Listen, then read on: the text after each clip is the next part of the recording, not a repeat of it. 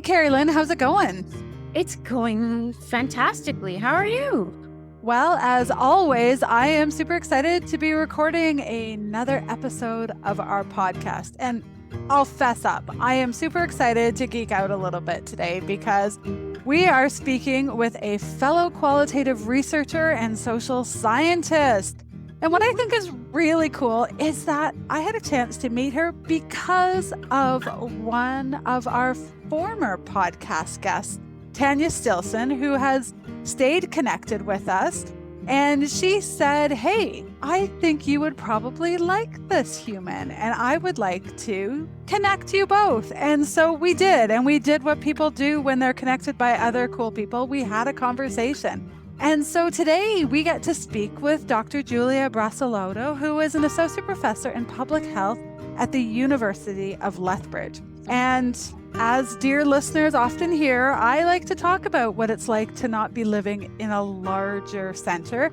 And Lethbridge is kind of like the Thunder Bay of Alberta. Can I say that? Hopefully people will let me know. Yeah, I did say that. If I was thinking about it, population size, slightly rural, but a hub. And Julia's work focuses on aging and care. Of course, she's interested in death and dying and the social determinants of health. And I'm really interested in that she's going to bring to the conversation a discussion from an ethics lens, because that's always been part of her work. And like us, she has some SSHRC-funded projects on MAiD. Her focus has been on rural Alberta, and she will hopefully talk to us a little bit about some of the work that she has been doing, thinking about the role of media. And for our listeners, we are recording this in July. What's coming down the pipes for media is a lot about forced transfers. So I'm looking forward to talking with Dr. Brassolotto about the role of media. So let's get that conversation started. Let's get it started. Welcome, Julia. I'm so glad you could join us. So can you begin telling us a little bit about yourself and your research, please? Sure. Well, first of all, thank you so much for having me. So I'm Julia Brassolotto. I'm an associate professor of public health in the Faculty of Health Sciences at the University of Lethbridge. My academic background is I did my master's in philosophy and bioethics and did my PhD in health policy and equity.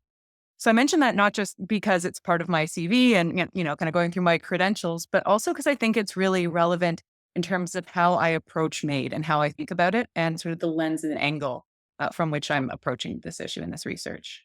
Thank you for that. And I totally echo that. As a social worker, I very much see the different pieces that I have the privilege of researching and thinking about healthcare in general through that lens. So, Julia, I'm interested in hearing a little bit about some of the work that you have done thinking about Canada news media and thinking about medical assistance in dying since its beginning and some of the work that you've done in that. So specifically, having been the academic geek that I am, having read some of your work, I was really interested in some of the themes that your work has brought forward in terms of some of the representation that's happening about medical assistance in dying in the news. Mm-hmm.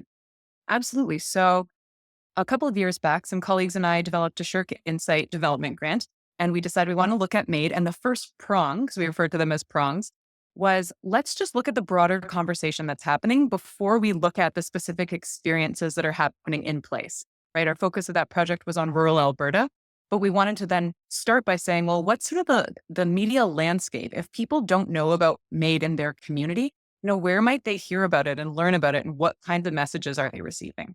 So I recognize there's many forms of media that we're exposed to these days, but we thought that mainstream Canadian news media is still an important part of our media ecosystem and still relatively trusted. I would say, of course, there's some who don't, but that this was a place where we wanted to start and say, what's the conversation that's out there? So that was the impetus to do this review. So our team came together. We looked at mainstream Canadian news media from the inception of MAiD, so from legalization, up until 2021, because that was when that prong ended, that research. So it was leading up to Bill C7 at that point. So what we found really interesting, though, was that there was real consistency of the themes that were coming out there. There were four main ones that we identified. Those are vulnerability, autonomy, dignity, and human rights. And I can say a bit about each of those. But the thing that really stood out to us was that whether someone was for or against MAiD or sort of a cautious supporter somewhere in between, we found that these really were shared values. And I think sometimes the conversation can be a bit polarized. But what was really interesting to us is people seem to care about a lot of the same things. There's just really different understandings about how we honor those things, right? And so sometimes the same concept would be spoken about by different parties with, diverse understandings of what it means to honor autonomy or dignity. And that could lead to conflicting policy demands. That really resonates for me. Can you give me an example of what that might look like? Yeah, gladly. So, and I could speak to it for each of them because we found it for all four. So first I'll say when it came to vulnerability, that we saw it typically spoken about in terms of groups in need of protection. Really, it was framed around the type of exploitation or coercion that individuals from marginalized groups might experience in light of social inequities, right? So there's inherent vulnerability that we all have by virtue of being human, that we're at the mercy of the elements. We could become ill or injured, right? But then there is particular vulnerability due to things like living with a disability, living in a prison, living in poverty, having mental illness, right? And so it was looking a little bit more at recognizing that we live in an inequitable world and that there are things like social, political, legal, and medical structures that make people vulnerable.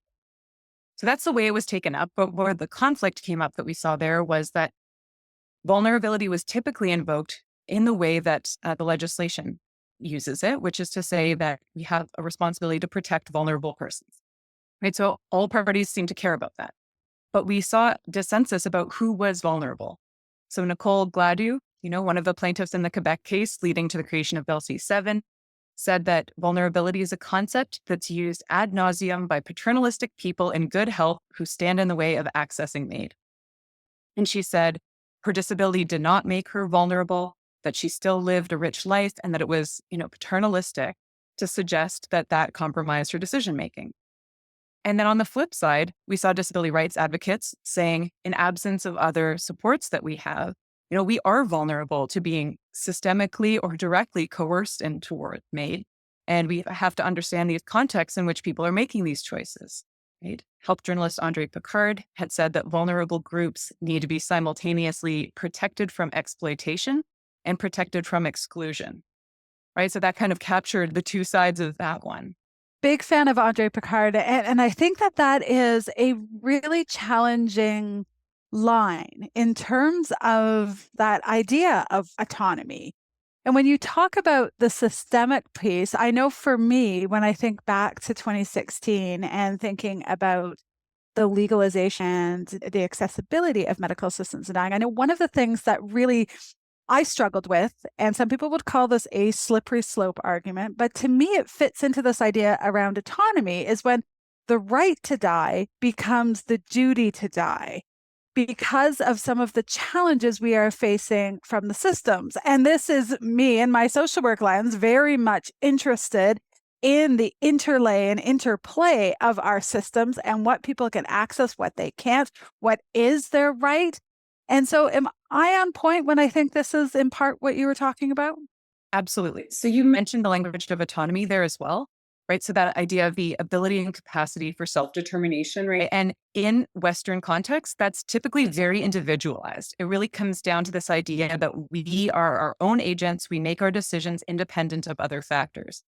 And my academic background also is in feminist political economy. So I will always say, people make choices about their health and their health care and their lives, but not in conditions of their own choosing, right? There's a relational element of our autonomy. These ideas don't come to us independently without exposure to things like media, to things like our family systems, the cultures in which we're raised, the education systems we come up through. So there's some great feminist bioethics scholarship looking at both autonomy and vulnerability as things that are relational and contextual. But to your point around autonomy here, we saw that there were conflicting arguments around autonomy in the news media discourse as well. So on the one hand, some people said that Bill C-7 promotes autonomy and others said that it undermines it. So since people with disabilities might face some coercive or pressured environments and imbalances in power in the medical system, folks argue that the option of MAiD can't enable autonomous decision making. And the thinking is that if we remove safeguards, when people didn't start out equal, the removal of those safeguards won't make them equal. It will make them more vulnerable. And in this instance, autonomy was presented by some of these authors as illusory or as a potential red herring, saying this is actually distracting us from some of these, political issues that we need to be contending with. But on the flip side, there are other people who say, autonomy is absolutely what's driving here. People are in conditions where they don't have choice, and this allows them some control over their suffering. It enables people to choose a way to say goodbye that's beautiful and meaningful and connecting with their families.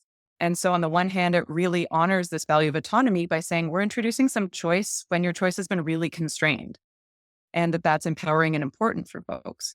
And we see the tension come up around the prison context too. There were two different articles we saw, one arguing that in the absence of palliative care in prisons and compassionate medical releases for folks who are dying, that there should be a ban on MAiD in prisons because the choices are so constrained it can't be autonomous. And then another article that said having a ban would infantilize folks who are incarcerated, and it would assume that they can't consent to the procedure when perhaps they absolutely can. And they said, of the available choices to me, this is what I would like. So we saw autonomy taken up again in these different ways and used as arguments for conflicting policy outcomes. So incredible to listen to all of the myriad perspectives and where they're coming from and from what we can take from those.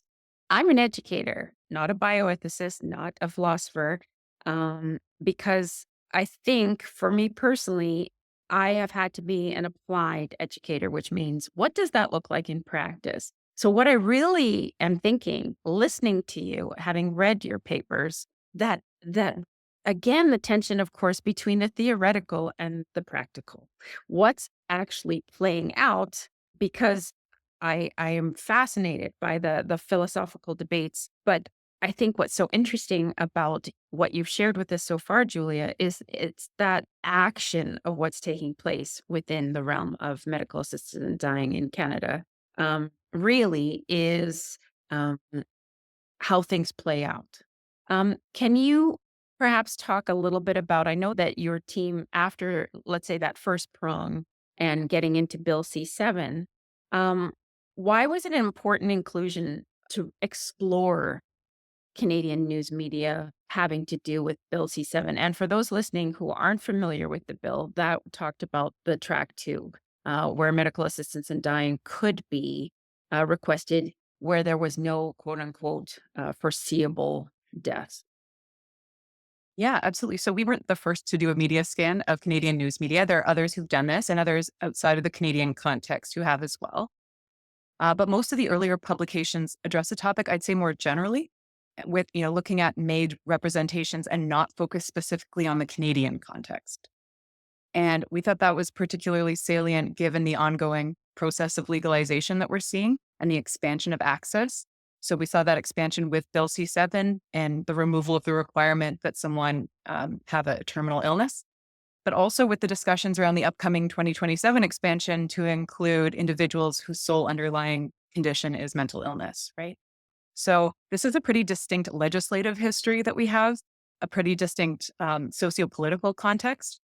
And again, the feminist political economist in me is saying context always matters. And that, even if you have a similar piece of legislation in California or in the Netherlands, what have you, you also have a very different economic context, welfare state organization, model of healthcare, for instance, in each of those jurisdictions. So we thought that the context was particularly relevant.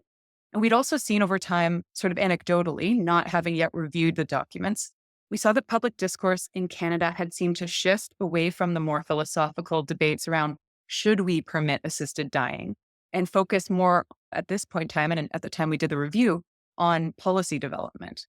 So then looking more at for whom should we provide assisted death and with which safeguards, right? So it was no longer a should we, shouldn't we, it was sort of the conditions under which this would happen.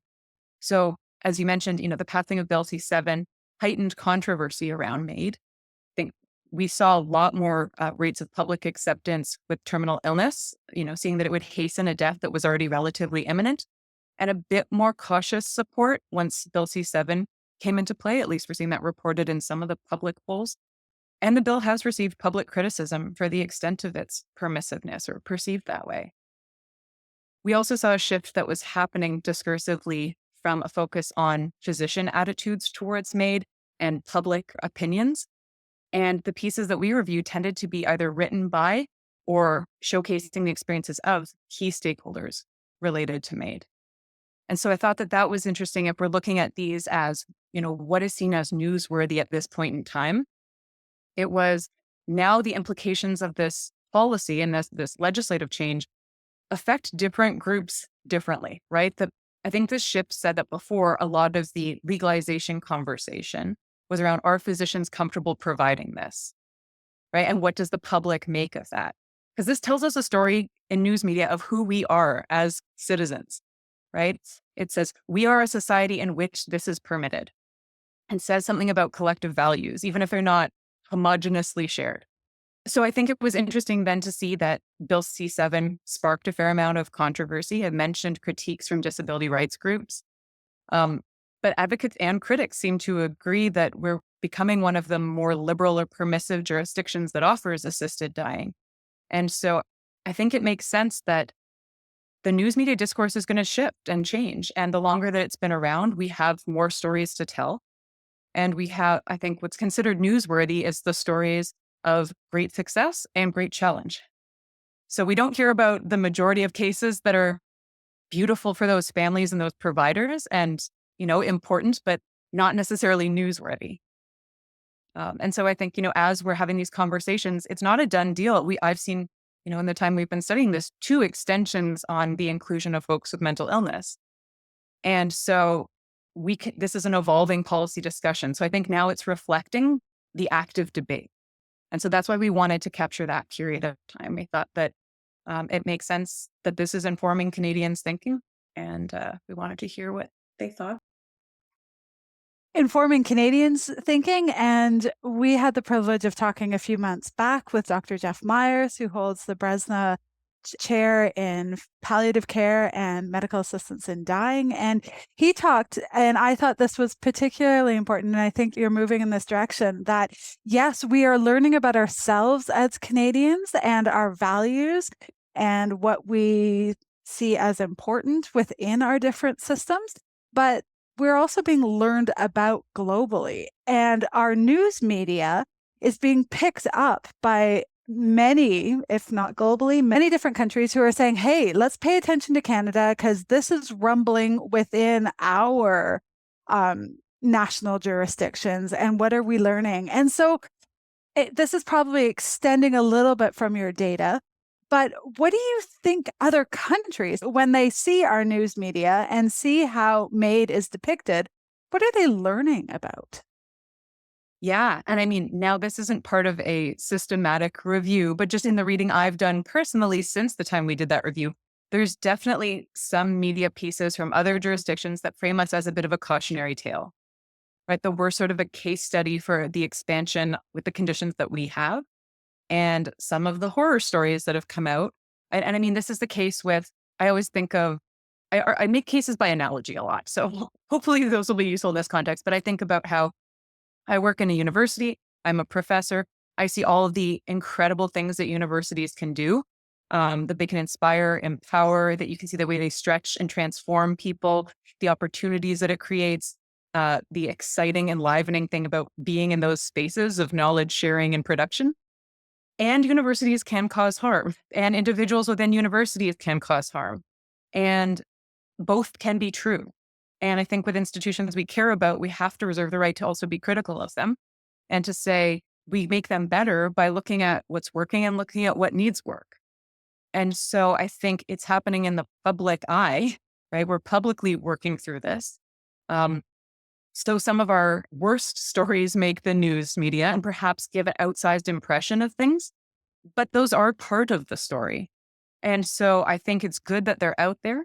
But I also think it's important to balance that with all of the many excellent cases that are happening as well, and the service that it is providing for many Canadians, and the fact that more and more people are pursuing a medically assisted death.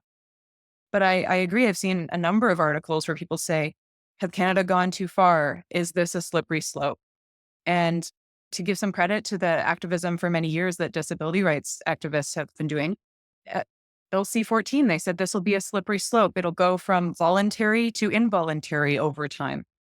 And they're seeing in the news media, they are seeing and everyone's seeing that originally it was just for people with a terminal illness to hasten death. And then it expanded to people who, had suffering that was grievous and irremediable, but it could be from a disability or disease that didn't require a terminal illness. And now there is open conversation about including mental illness and mature minors. And there's lots of conversation about advanced directives with dementia.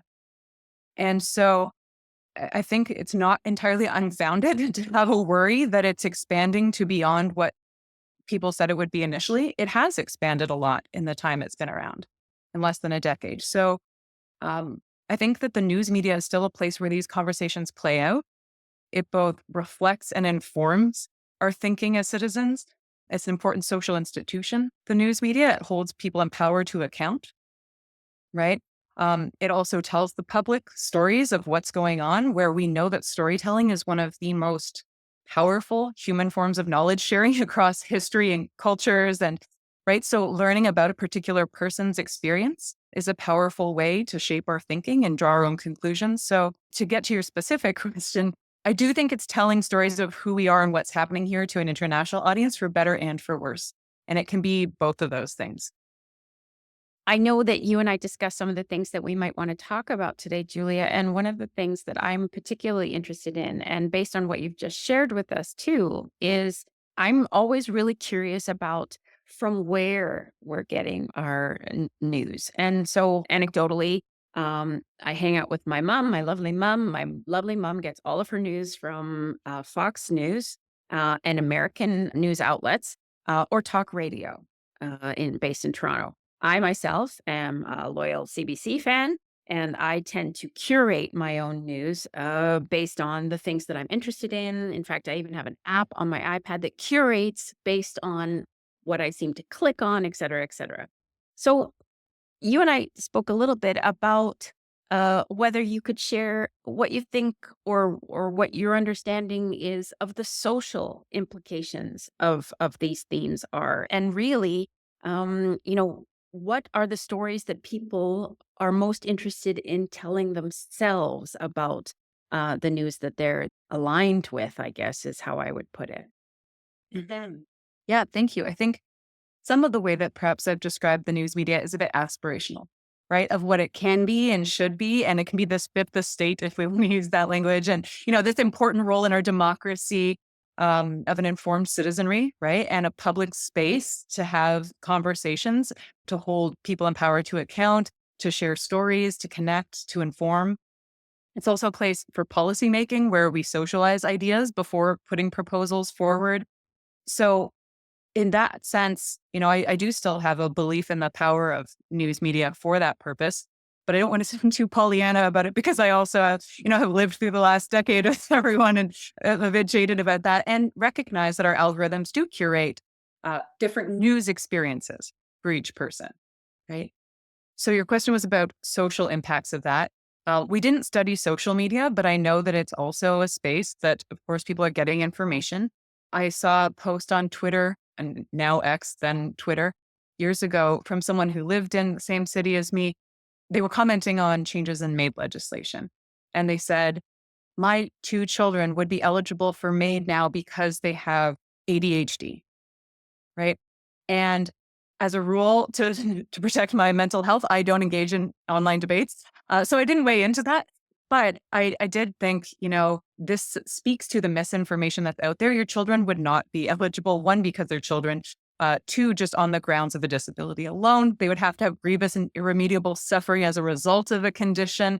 And so there are so many layers where you realize that I think this could speak to what you were asking about before, like some of the horror stories can negatively impact perceptions in that way, because the takeaway that people might have is, this is a risk to disabled people writ large, without understanding, there is a risk, right? But it's a more nuanced one, I would argue. And I think so often the thing with news media is it is catchy. It has to hold attention. and it doesn't have a lot of space for long form nuance. My personal opinion is that's why there's this movement around podcasts, is I think we have a longing for a more lengthy and nuanced conversation that people have, and not just a soundbite. And so often, I'm thinking again, my context, academic context, so often when people have a fiery opinion on something that's happened, they don't necessarily have all the context of the student's side of things or the administrator's side of things, or there might be information relevant that they're not privy to, right? And I think that similarly, I think it's good that we are impassioned about things that have to do with health equity, that have to do with human rights, and we should get fiery about these issues. And I think there needs to be space to have them in a nuanced way. So I don't know if that answers the question that you had. Oh yeah, and preach. Like, first off, thanks for doing the shout out for a podcast, because it's an interesting movement, although it's great to see more academic podcasts out there, I think, for that reason. And for us, our motivation, as we've said on this podcast, was to have those conversations and to begin to unpack things. Because I think one of the things that, if I was to have a so-called beef with news media in general, is the fact that we have a right to something, that as Canadians, we have legalized medical assistance in dying. We haven't taken that one step further or nuanced the conversation and recognized just because you have the right doesn't mean that you are going to be approved for MAiD, or that you then, if we can take it one step further, thinking about where you and I are both located, or me in the north, and thinking about some of your work in terms of rurality, is people might not be able to have access to medical assistance in dying. And so, again, to use your word around the nuanced pieces of the conversation, I don't think we unpack that enough. And I don't think we talk enough about sort of what I like to term these days MAiD care, in terms of the continuum of understanding that MAiD is an option for Canadians, recognizing the processes that people need to go through to be able to access the conversations that are required, the paperwork, all those kind of things, then to be assessed, then to have the approved process enacted by different healthcare providers. And I think, in part because of some of the things that you've said about media, it's not a soundbite.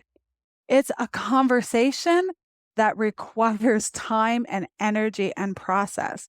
But I really appreciated what you were talking about, if I'm understanding correctly, that we test drive some of our social policy ideas within the context of media. And I think we're doing that right now. So to our listeners, we are talking with Julia in July. And if anybody is paying attention to the news media at this point, you are hearing an awful lot, and I'm very grateful for this, around forced transfers. In particular, what people are hearing about is Samantha O'Neill, a young woman in BC who unfortunately was forced out of the institution where she was receiving healthcare because it was a faith-based institution, because she wanted to receive medical assistance in dying. And so, Julia, when you talk about how we're debating social policies in the media, how is this playing out? Yeah, that's a great question. And I will answer more directly. One thing that you made me think that I want to make sure I follow up on, but I also think that part of having these conversations and debates in good faith is also an openness and a curiosity, and not just trying to persuade each other. Right? Because a paper that I'm an author on, that my colleague first authored, Dr. Monique Sedgwick, that piece was talking about rural healthcare providers in Southern Alberta who we'd interviewed, but moving beyond the binary positions of for or against MAiD and saying it's actually more of a fluid continuum, people's support for and comfort with MAiD, and that a lot of healthcare providers we spoke with had said, I know some people who said they wouldn't provide and then met a particular patient of theirs who wanted it and said, for this person, I would. Or perhaps people who have been providing for quite some time and said, I'm not as comfortable with C7. I certainly wouldn't be comfortable with the sole underlying medical condition being mental illness. And so, I'll provide in some cases, but not others. And I think it's valuable to say, I'm open to having my position shift over time. And I'm open to hearing other people's takes and, charitably hearing what people are saying. And Barbara Pursuit in British Columbia has a great piece talking about how there can be these caricatures of opponents as these religious, dogmatic people who get in the way of progress, and, the people who are for are heroic, compassionate people. And to be fair, my impression has been that the people doing the service are compassionate, loving people. And the ones I've interviewed are certainly the kind of people I'd want at the bedside at the end of my life. But that we can't reduce people to these kind of polarized stereotypes. And I think that part of it is saying, part of loving an organization or an institution or caring for something is also being able to hold it to account. And so, if you're a proponent, we should still be able to acknowledge things that aren't working or that we want to improve. And I think that people who are opposed or uncomfortable should also be able to entertain the beautiful thing it provides for so many patients and families and care providers.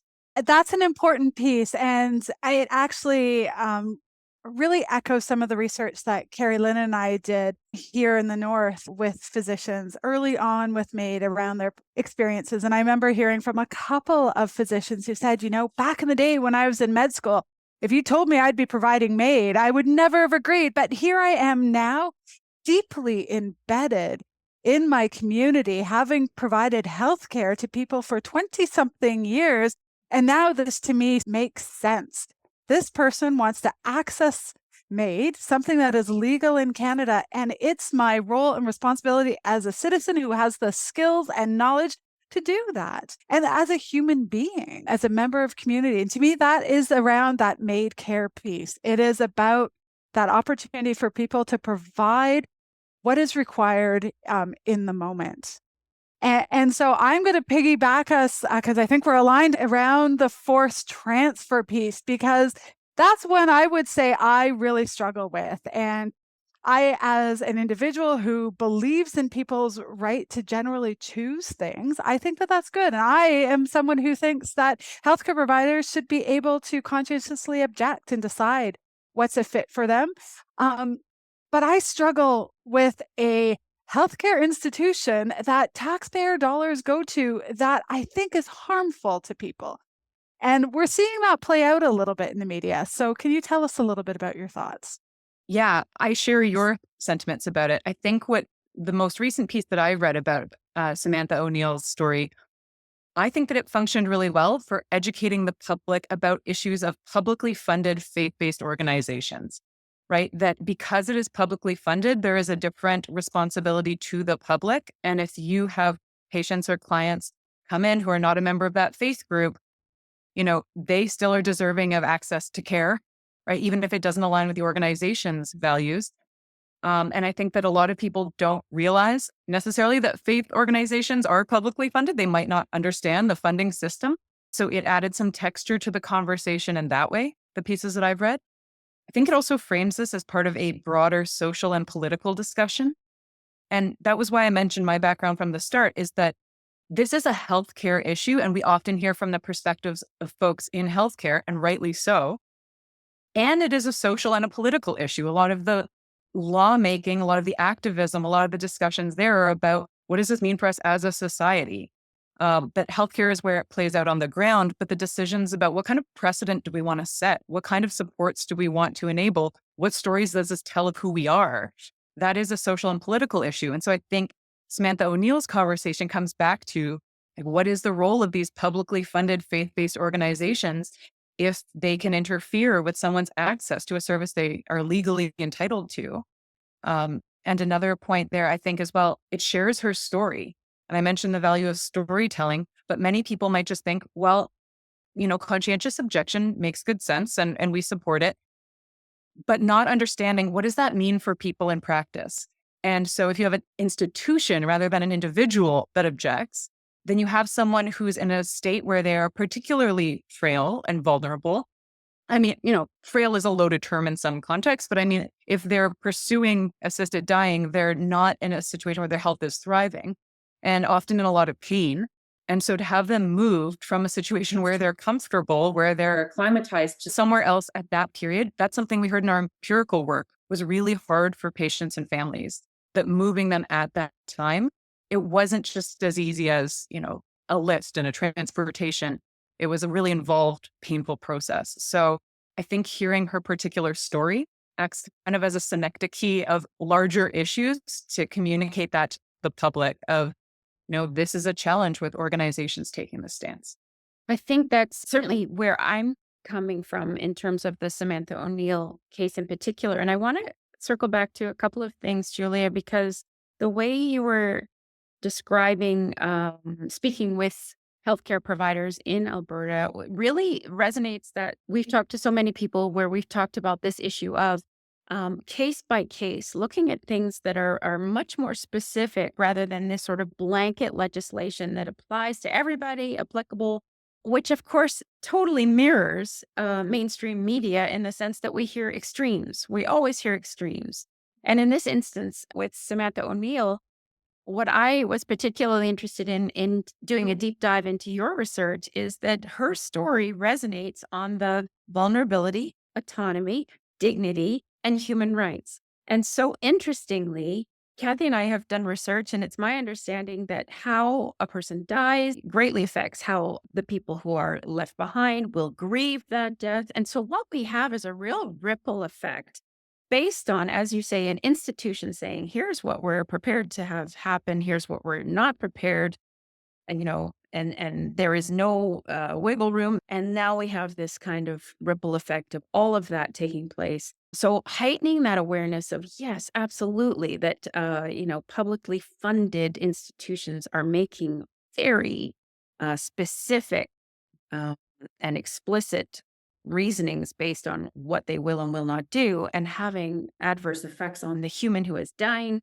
but also, of course, how her people, but also the community at large will grieve that death.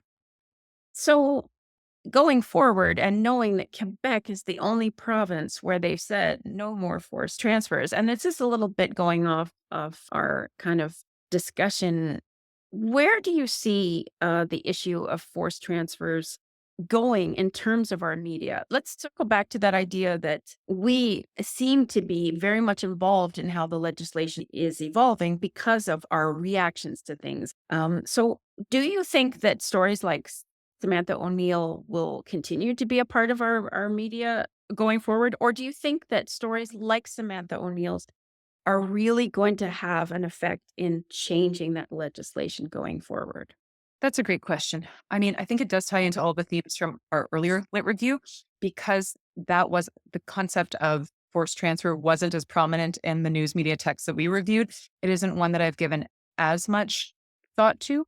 I do think that for the reasons I mentioned, it will educate the public. It'll have that functional thing. It might also light a fire under some people, right? Who didn't know that this was an issue and now feel strongly about it. It might mobilize. It might cause some more public backlash to say folks should be able to get the service that they're legally entitled to. So I do think it could have a mobilizing effect. Whether it makes the news in the future is also about how newsworthy these stories are. And I think her story was also powerful. She was 34, right? And so I think when we think of what's newsworthy, this is also a young person. And I want to say this really carefully, but I think also ageism is a factor here too, where when we talk about, someone who's 92 pursuing MAiD, there isn't as much backlash, right? That it seems like they're reaching the natural end of life. And so I think when you have stories that have people who we get to know their story. And for this person, we think, well, this person wouldn't have chosen MAiD unless they had to, right? Because she had so much life left to live. And so I'm working this out in real time with you. This isn't an opinion that I've really had time to digest and form, but I think that that's part of the story. Is what makes it newsworthy is, here's this young person with their whole future ahead. Let's trust that they only pursued MAiD because they had to, not because they're like, I'm tired of living, right? I believe it's New Zealand or Australia. They have, the language they use is voluntary assisted dying. And just old person tired of living is one of the eligibility criteria from a recent paper that I read. And so I think it is quite different when you have news stories about young people, and the exact ways in which I'm still kind of coming to, but I think that that story is effective because it draws us in to think this wasn't a death that would have otherwise happened. This is something someone had to pursue because of the extent of their pain and suffering. And it is, because I think those are the conversations that we need to be encouraging, right? It's not a conversation with finality, despite the fact we're talking about death, right? It is one that, again, I like your word nuanced in terms of how we're thinking about it, how we're positioning about it, and sort of how it's playing out. And as I was listening to you talk, it reminded me, again, I'm going to do the academic geek thing, of Robert Kastenbaum's stuff when he talks about the death system, right? And the stronghold that it plays in all of our other systems. And I think sometimes that most of us don't pay enough attention to the power within the death system to influence other systems. And this is because, we can go off on another tangent and say that we're a death denying society, that we have made discussions about death taboo, we stuck it in the closet, all those kind of things. But I don't think we appreciate the power that death has, Samantha O'Neill's death, or others, ones that aren't related to MAiD. So what can we learn from those? And I wonder if part of some of the challenges around not wanting to move away from faith-based healthcare institutions having to expand is because we have other pockets of society which are also driven by faith-based, and we don't want to take away their strength and power. And if we do that from a death-based positionality, that might make the next move easier.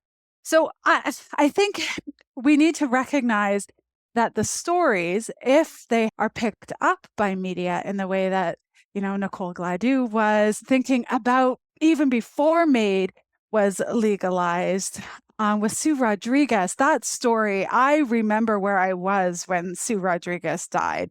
I remember not understanding what our country might look like if we legalized assisted dying at that point. All those kind of pieces. And media plays a really important role in terms of documenting that. And I also think that we need to make sure that we hear stories from different areas geographically as well. And I love where I live. We have a faith-based institution that has our only so-called hospice unit that provides excellent palliative care. We have a regional acute care center, but people don't really have options if they want to receive a palliative approach to care within a hospice setting to be able to receive MAiD. And so I'm wondering if we can move our conversation to a little bit about some of the rurality experiences and how MAiD might be a little bit different depending on where we live geographically. Or to quote Andre Picard, who talks about access to palliative care in Canada as a postal code lottery, I think we could also extend that to sometimes access to MAiD in Canada as a postal code lottery. Absolutely. So I love that you raised this because for your listeners, for context, as part of that SSHRC Insight Development Grant that I mentioned from earlier, our third prong of that was doing empirical work with folks who had experience with MAiD in southern Alberta. And according to Alberta Health Services, everything south of Calgary is rural, right? So I live in Lethbridge. We have over 100,000 people. But having been raised in Toronto, I would agree that it is quasi-rural, right? In some ways, we're a city, but we're also a hub for a lot of the rural communities around it. So I would absolutely say it fits that description. So talking with people in that study, we spoke with a couple of ethicists. We spoke with nurses who provided care for MAiD patients, physicians and nurse practitioners who provide MAiD, family members of MAiD patients. And we were able to speak with 3 people who were pursuing MAiD, who had been approved for it, but not yet set a date. So that's the context when I say our participants, those are the folks I'm referring to. So you mentioned geographic place. Place absolutely matters for MAiD. And we found that it did in a number of ways in our study. First, we found that MAiD wasn't especially well known or understood in southern Alberta. We talk about the power of media, but again, to the earlier point, Keri Lynn, about not everyone consuming the same media and a lot of folks consuming more local media, there were a number of people who just didn't know much about it, or they'd report that a lot of patients who came in didn't even know it was legal or didn't understand the conditions under which it was legal. So there was limited awareness. Southern Alberta also has a sociocultural, religious reputation, and that informed people's expectations and experiences. Several participants referred to it as the Bible Belt of Alberta. You can drive through and see anti-abortion billboards in rural communities around here. There's a very strong Christian of many denominations contingent, and it's known for being quite socially conservative as well. So we spoke with physicians who said, I was nervous to go into provision here. This particularity of place, right? The sociocultural element of that led to some discomfort. People were told your kids might not get invited to birthday parties, right? People were saying, I'm not sure that I feel safe with this being known about me here in this community because it might ruin my practice. People were saying, I might lose friendships in the broader community if people know that I practice MAiD. So doing it in this place was very relevant.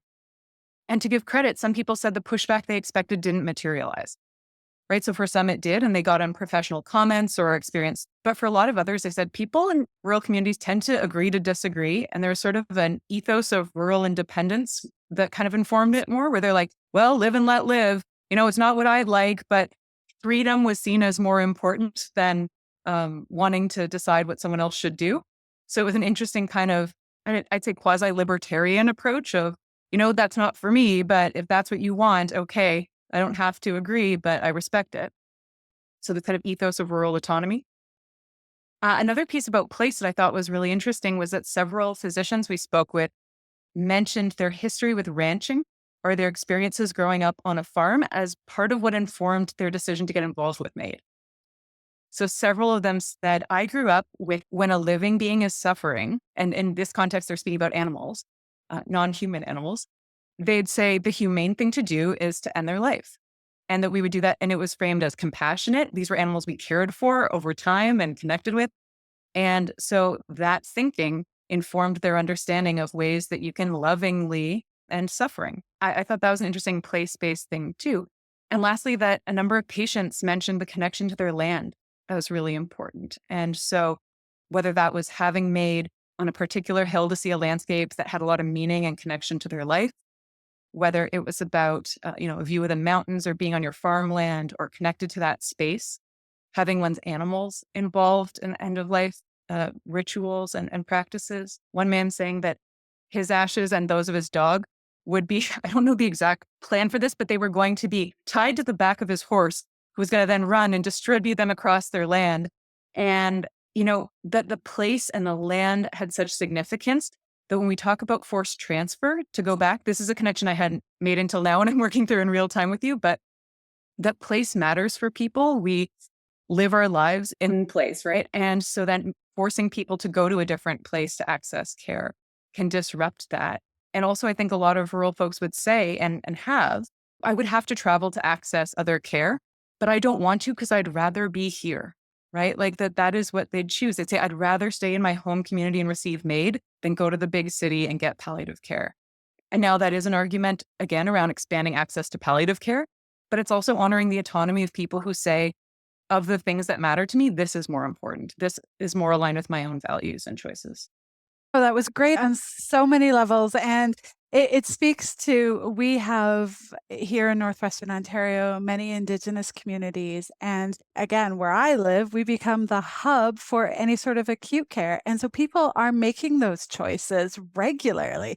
When I think of people who are deciding about dialysis, for example, if we can't provide dialysis in a rural, remote, fly-in community, let's say, we're not asking people to make choices about whether or not they want dialysis. We are asking people to make choices about where do they want to live the rest of their life, in community with people who know and love them, or are they wanting to have quantity of life as their focus? And so when we think about access to MAiD being one of them too, I was reminded as you were speaking of a physician who said to me one point that they heard from a person that they just assumed that we couldn't access MAiD in Northwestern Ontario because there's a lot of things such as, freestanding hospices that we don't have access to, despite there's, 60 in Southern Ontario, not that I'm counting. So thinking about the access to care. And so to find out that no, even in Northwestern Ontario, MAiD could be some days accessible by people with something. And hearing that in further remote communities, when again, I think that relationship piece is so very important in terms of connecting with that person who connects you to the healthcare system being so important. That's actually a perfect segue. I had wanted to raise another thing that we'd found in our work was what we called the relational rural, was one of the big factors that informed people's experiences of MAiD in Southern Alberta. The first thing that surfaced around that was this notion of dual roles. So the fact that when you're in a rural community, your personal and professional life might intersect. So you might have the dual role of being someone's physician, but also they coach your child's soccer team, right? So you have multiple roles in which you interact with one another. So the thing that we found is this is often framed in the ethics literature, a lot that comes from social work, as, an ethical dilemma to navigate carefully, and for good reason. But also in our experience, I've seen this in rural long-term care and in rural MAiD care, that families and patients say that it's an asset, right? That having someone who personally be involved with that care actually enhances the care. They didn't perceive it as a conflict of interest or an ethical quandary. They were saying, this physician came several nights in the week leading up to my mom's medically assisted death and did house calls and sat with our family, right? Or they said, showing up on the day, knowing it was my family member's last day on earth, and it was someone who genuinely cared about them, who was there, was really meaningful. For physicians, they'd say, knowing this person's history made me feel really comfortable in my choice to provide for them because I felt like I had a more holistic understanding of their story. And they weren't just sort of a file dropped on my desk, decontextualized. And physicians framed it a lot as part of the cradle to the grave care that they see themselves doing in rural areas, saying, I delivered this person's child 20 years ago, and now I'm providing their death, right? Or I'm facilitating their death. And seeing this as a really beautiful cradle to grave form of care provision. And so we heard from people that they said, yeah, there might not be the technology or the number of services that you'd get in a larger city, but we actually feel that the relational care that we get makes it preferable to be in rural because we don't feel like a number in the healthcare system. And we're okay with not having as much as the big cities because what we get, what we can get is such high quality. So that was an interesting piece. But I do feel I need to balance that with there were privacy concerns because of the relational context, right? So several nurses said they felt like they were members of a secret society because there is still a lot of judgment. The sociocultural context I mentioned is very real, and this isn't people's primary area of care and practice. So it's something that they're involved with, but they might also work at the hospital or at a long-term care home or in palliative care. And some people felt they couldn't share with their colleagues that they were also involved with MAiD because people would maybe question the palliative care that they offer, right? And I mentioned, kids not being invited to birthday parties and social stigma that might follow. We heard from family members that they were also worried about stigma, that there's this balancing of transparency and privacy, right? Like we have to be transparent about MAiD process. It's not something we do in the shadows. It is a legal service, and respecting families' wishes of we don't want that in the obituary because we don't want our faith organization to know, or we don't want our community members to know. Pretending that they didn't know folks from the MAiD team when they ran into them in community because they didn't want to have to explain how they knew each other. Family members not attending grief support groups because they didn't think that it would be understood in the same way. So, there's an asset and there's a challenge to that relational context. And it's one that I think we need to be doing more research about. I think we can learn a lot, as you've highlighted, from some of the strengths that are within sort of the natural occurring social systems within rural communities. And I think we can also learn about how communities adapt when they don't have more than one of things in terms of choice. And that was probably no more evident than back in the day when we used to have, do you remember these things called newspapers? That used to get delivered to people's doors, and you'd wake up in the morning and that's how you received your news. I understand that still happens in some communities, not ours. I think we have to be creative in terms of how we access news and how we think about media from a critical lens. And so I, for one, am really grateful about the research that you and the team that you work with have done to sort of heighten our understanding of how MAiD is represented across our country, but also with that specific shout out to the rural communities and recognizing some of the uniqueness of those experiences. So thank you, Julia, so much for speaking with us. Thank you so much for having me. Okay, Carolyn, I hope I didn't geek out too much. I thoroughly enjoyed that conversation with Julia. Sometimes I have to say it's really nice speaking with other researchers and hearing about what they're doing.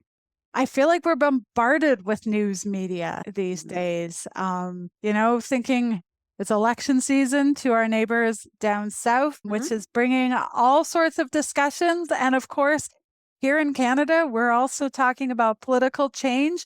And MAiD, at least in my algorithm, is pretty front and center of many of the discussions that I'm hearing.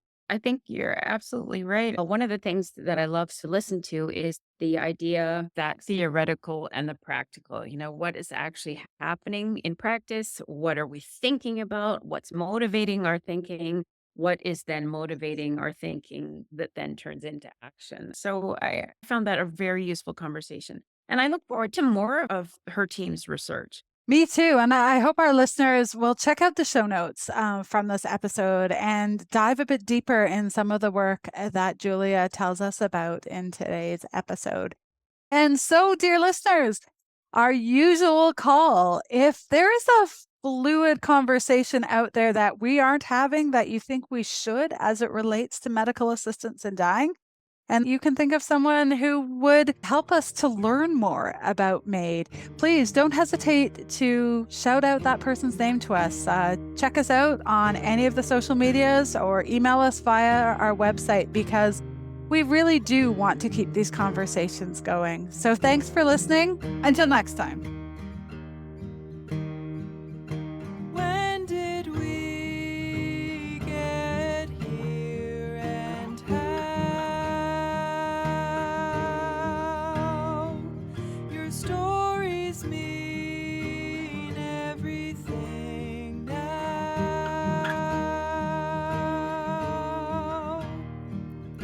When did we get here, and how your stories mean